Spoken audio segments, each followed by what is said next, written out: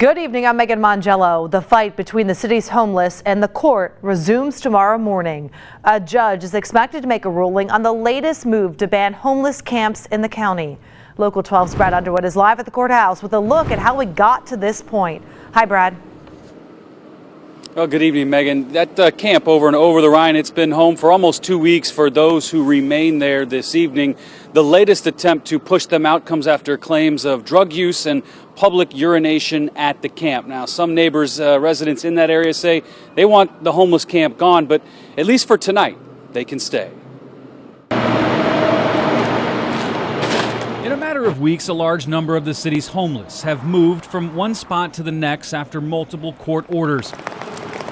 From being banned on public property to the threat of removal from private property, we wait for the next ruling. Not only are they trying to make it impossible for people to survive, but they're trying to tell each of us what we can do in our own spaces. Last week, Hamilton County Prosecutor Joe Dieters told 700 WLW's Willie Cunningham that he'd let the group at 13 and Republic stay through the weekend. The mayor asked me, he asked me to give him a couple more days, and I said, I don't have a problem with that. If they are actively, in good faith, trying to relocate these people on 13th and Republic, I have no problem with that.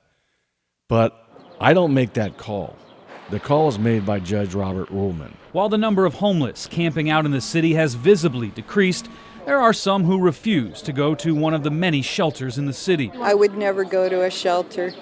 That's where the insects, the body bugs, and the people that really don't have the capacity to fend for themselves are.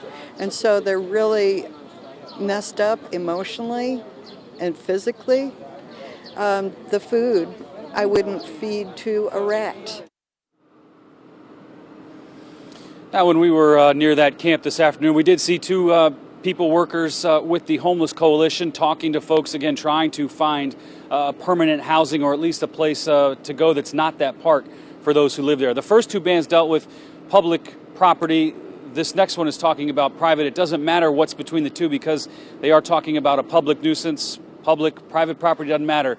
Public nuisance is a public nuisance according to the law. So we're just going to have to see what the judge is going to do tomorrow morning. Reporting live outside the courthouse, Brad Underwood, Local 12 News. Megan. Brad, thank you. And of course, Local 12 will have a crew at that hearing in the morning. Tune in to Good Morning Cincinnati for the latest starting at 4:25 a.m.